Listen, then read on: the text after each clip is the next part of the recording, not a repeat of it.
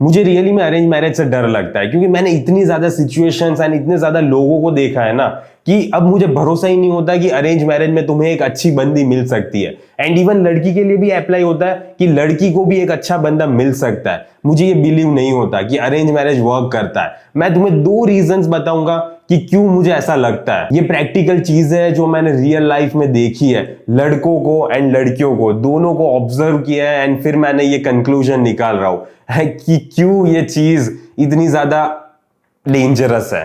देखो, सबसे पहले तो है ना ट्रस्ट इश्यूज। दोनों के लिए ट्रस्ट इश्यूज बहुत ही ज्यादा है इसमें। चलो, मैंने पता है एक बंदी ऐसी देखी थी जिसके एक्स बॉयफ्रेंड की शादी हो रही थी, एंड अब उसके एक्स बॉयफ्रेंड ने उसे वहां पे शादी में भी बुलाया, एंड ये बंदी गई भी थी। अब क्या सिचुएशन हुई ना कि शादी से 4-5 घंटे पहले उसके एक्स बॉयफ्रेंड के साथ उसने सेक्स किया, ठीक है, सारी चीजें की, एंड अब वो बंदा दूसरी बंदी के साथ शादी करने वाला है 4 घंटे बाद।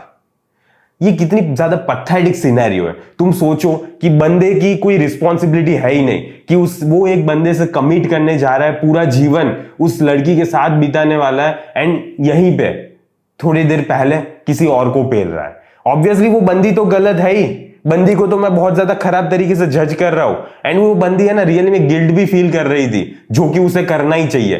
तुम किसी और के बंदे के साथ कर रहे हो ये, तो ऑब्वियसली तुम्हें गिल्ट होना ही चाहिए। लेकिन ठीक है, बंदी को मैं यहाँ पे कुछ भी मतलब मुझे फर्क नहीं पड़ता, बंदी को साइड में डालो। मेन दिक्कत है मुझे वो लड़के से, जिस लड़के ने कमिटेड होने के बावजूद भी, उसके शादी होने वाली थी एंड इसके बावजूद भी वो किसी और को पेल रहा है। अब उसकी वाइफ को तो ये सारी चीजें ऑब्वियसली नहीं पता होगी। तो देखो, ऐसी सिचुएशन अगर किसी लड़की को ऐसा बंदा मिल गया तो उसकी लाइफ कितनी ज्यादा खराब होने वाली है। वो उसके ऊपर ट्रस्ट कैसे कर पाएगी? हालांकि उसे पता नहीं चला अभी तक, लेकिन फिर भी ये कितनी ज्यादा पैथेटिक सिनेरियो है। एंड इवन देखो, लड़कियां भी ऐसा करती है, ठीक है, लड़कियां बहुत ज्यादा शरीफ नहीं है, लड़कियां भी ऐसी पैथेटिक सिनेरियो में इन्वॉल्व होती है। मैंने इवन शादी के बाद ऐसे केसेस देखे हैं कि शादी के बाद भी वो लड़की उसके बॉयफ्रेंड के साथ मिल रही है, ठीक है, उसका पति तो ठीक है, उसके पति के साथ सब कुछ हो ही रहा होगा, लेकिन यहां पे उसके बॉयफ्रेंड के साथ भी सब कुछ हो रहा है। अब यही सबसे बड़ी दिक्कत है कि साला ट्रस्ट कहां है अरेंज मैरिज में। कैसे पता चलेगा कि ये बंदी या ये बंदा सही है या गलत? ये बंदे ने आज तक जो भी बात बोली है वो सारी सच थी। कितनी बार डेट पे मिलोगे तुम शादी से पहले? 3 बार, 4 बार, 5 बार। बाकी फोन कॉल्स पे बात कर रहे हो, वीडियो कॉल्स पे बात कर रहे हो, ठीक है, चलो हो गया ना। पर ट्रस्ट कैसे बिल्ड होगा? तुम्हें कैसे पता चलेगा कि जो भी वो सच बोल रहा है या नहीं, जो भी उसके मुंह में से निकल रहा है वो सच बोल रही है या नहीं? उसके पास्ट में कितने ज्यादा बॉयफ्रेंड्स रह चुके हैं, वो लड़का तुम्हें फ्यूचर में प्रोवाइड कर पाएगा या नहीं? ये सारी चीजें तुम किस बेसिस पे जज करोगे? मुझे ये क्राइटेरिया रियली में समझ नहीं आ रहा कि कैसे पता चलेगा कि सच है या झूठ है। देखो, कुछ भी अगर तुम्हें टेम्पररी फेज के लिए फेक करना हो ना, तो वो बहुत ही ज्यादा इजी होता है फेक करना।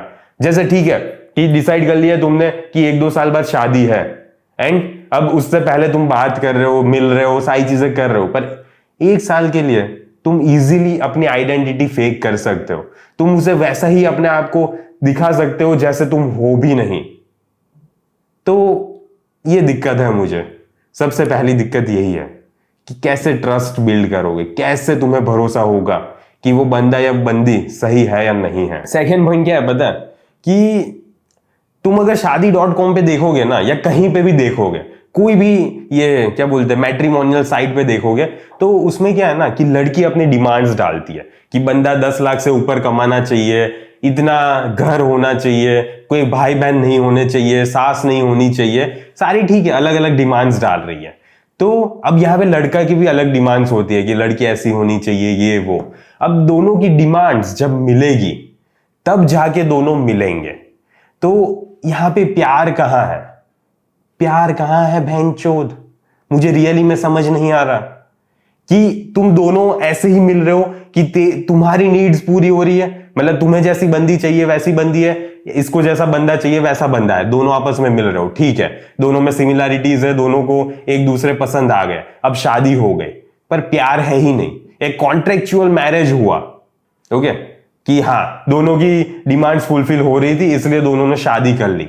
पर प्यार कैसे है? अगर तुम मुझे ये बोल रहे हो कि ठीक है शादी के बाद प्यार हो ही जाता है, हाँ नो डाउट हो ही जाता है, क्योंकि तुम अगर किसी एक पर्सन के साथ रह रहे हो तो over a period of time तुम्हें प्यार हो ही जाएगा। अगर एक कुत्ता भी तुम्हारे घर पे रह रहा है ना एंड तुम उसे पसंद नहीं करते, लेकिन क्या हो रहा है कि रोज तुम उसको देख रहे हो, रोज उसकी क्यूटनेस, रोज उसकी हरकतें देख रहे हो, तो धीरे धीरे तुम्हें भी उससे प्यार हो जाएगा।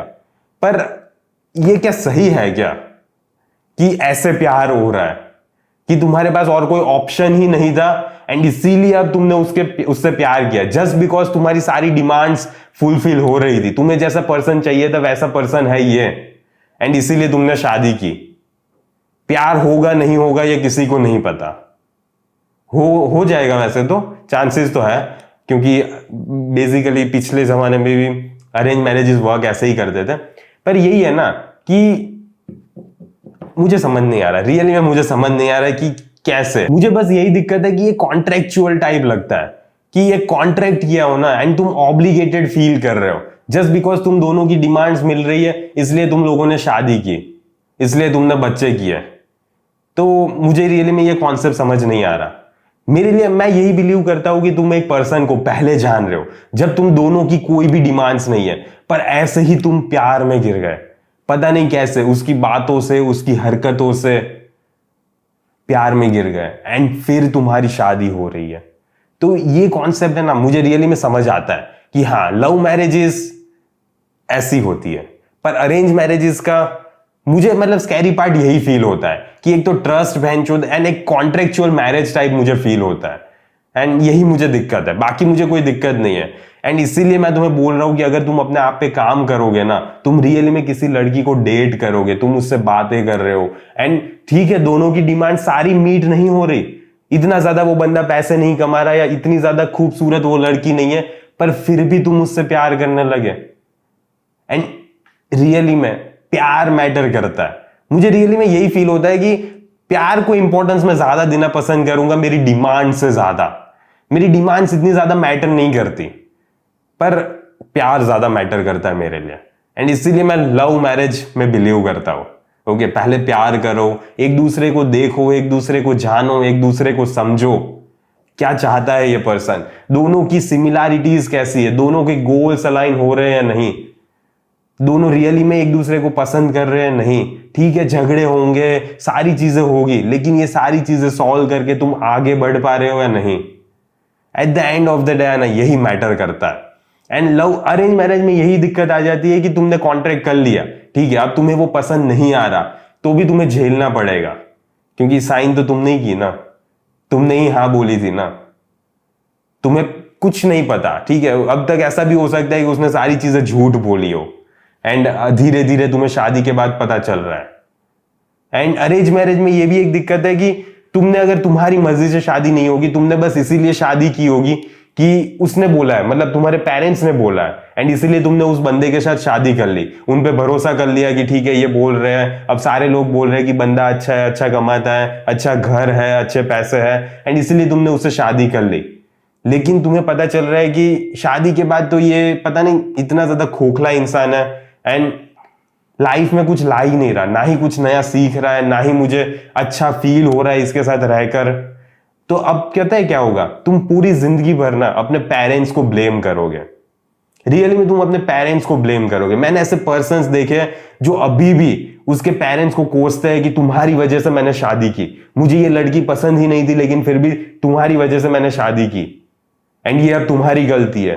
पेरेंट्स को ऐसा बोलते हुए देखा है मैंने, मतलब लड़के को पेरेंट्स को बोलता हुआ, एंड अब बोल रहे ठीक है झेलो तुम लोग, तुमने ही शादी करवाई थी ना। तो ये भी एक बकचोदी है कि तुम्हारी कोई रिस्पॉन्सिबिलिटी नहीं है, गलती तुम्हारी है यार, तुम अपने पेरेंट्स को ब्लेम नहीं कर सकते। अरेंज मैरिज के लिए तुमने, पेरेंट्स ने तुम्हारे पर बंदूक तो नहीं डाल दी थी ना कि शादी करनी है, तुम्हें शादी करनी है, नहीं की ना तो ये बंदूक चल जाएगी, ऐसा बोला था क्या? नहीं बोला था ना। तो एक रिस्पॉन्सिबिलिटी लो, अगर तुम्हें नहीं पसंद आ रहा वो बंदा तो शादी मत करो, एंड जानो, एक दूसरे को जानो, समझो, एंड देखो कि वो सच बोल रहा है या नहीं, रियली में तुम उसके साथ पूरी जिंदगी भर रह पाओगे या नहीं। तुम पता है अगर 25, 26, 30 साल में भी शादी कर रहे हो ना, बाकी की पूरी जिंदगी तुम्हें उस पर्सन के साथ रहना है। ये बहुत ही ज्यादा बड़ा डिसीजन है तुम्हारी लाइफ का। तुम ऐसे ही किसी के कहने पे शादी नहीं कर सकते। मुझे रियली में ये समझ नहीं आता कि तुम कैसे किसी के कहने पे शादी कर सकते हो, कैसे। तो बस at the end of the day यही चीज है कि जाने समझे बिना शादी मत करना, क्योंकि ये बहुत ज्यादा बड़ा डिसीजन है तुम्हारी लाइफ का एंड तुम्हारे बच्चों का सवाल है। ओके, अगर माँ अच्छी नहीं होगी ना उसकी, तो बच्चे खराब हो जाएंगे। इवन बाप अच्छा नहीं होगा ना, तो भी बच्चे खराब हो जाएंगे। तो ये एक न्यूट्रल वीडियो था जो मैं बहुत ही ज्यादा रेयरली बनाता हूँ, वरना मैं हमेशा लड़कियों को ही खराब दिखाता हूँ, पर आज लड़कों को भी मैंने खराब दिखाई दिया। तो ठीक है, चलो आज के वीडियो के लिए बस इतना ही। जल्दी मिलेंगे अगले वीडियो में। अंटिल देन बाय बाय, सी या।